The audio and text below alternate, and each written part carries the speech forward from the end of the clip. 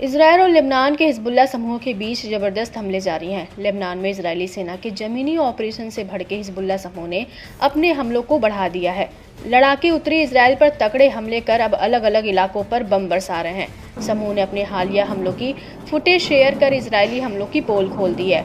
Hezbollah ने जारिद, उत्तरी तेल अवीव की बस्तियों के साथ साथ करमिल और नहरिया की बस्तियों और दक्षिणी हाइफा के इलाकों को निशाना बनाकर हमले किए।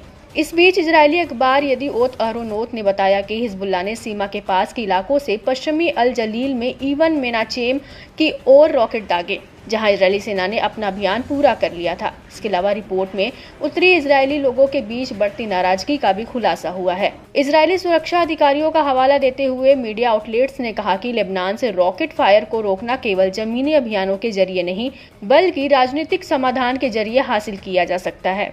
इजरायली चैनल 12 ने जोर दिया कि उत्तरी लोग इजरायली सैन्य नेताओं के बयानों से गहरे सदमे में हैं, जिन्होंने कहा था कि हिजबुल्ला की ओर से जारी रॉकेट हमलों के बावजूद अपने घरों को लौटना सुरक्षित है।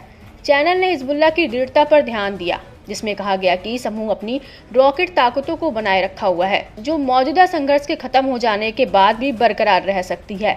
चैनल 12 ने चेतावनी दी कि उत्तरी क्षेत्रों से बसने वालों की संभावित वापसी के बावजूद इजरायल सुरक्षा बल लेबनान से रॉकेट फायर कर समाप्ति की गारंटी नहीं दे सकते हैं। इजरायली मीडिया ने आशंका जताई कि लेबनान से फायर की तीव्रता और सीमा केवल बढ़ती प्रतीत होती है, जबकि इजरायली सैन्य और राजनीतिक अधिकारियों का दावा है कि सितंबर से व्यापक हवाई हमलों ने हिजबुल्ला की मिसाइल ताकतों, खास तौर से सटीक मिसाइलों को काफी कम कर दिया है।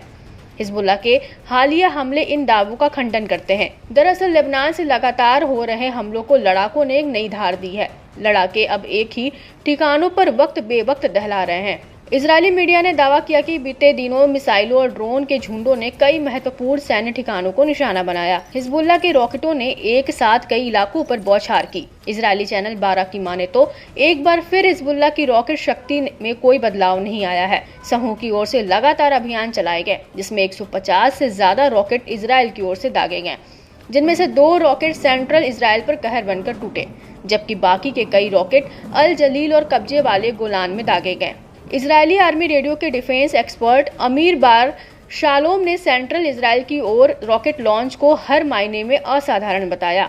हिजबुल्ला ने युद्ध की शुरुआत के बाद से इस तरह का कोई हमला नहीं किया है। माना जा रहा है कि हिजबुल्ला लड़ाकों का टारगेट तिजरिफीन बेस और उसके आसपास का इलाका था। यह घटना हिजबुल्ला की ओर से अपनी फतेह 110 मिसाइल पेश किए जाने के बाद हुई, जो अपने आकार और दूरी और सटीकता के चलते अलग पहचान रखती है। बताया जाता है कि पहली बार तेल अवीव में एक सैन्य अड्डे को निशाना बनाने के लिए तैनात किया था। इससे पहले Israeli air defence system Iron Dome को चकमा देने के लिए उस पर कई छोटे रॉकेट दागे गए थे।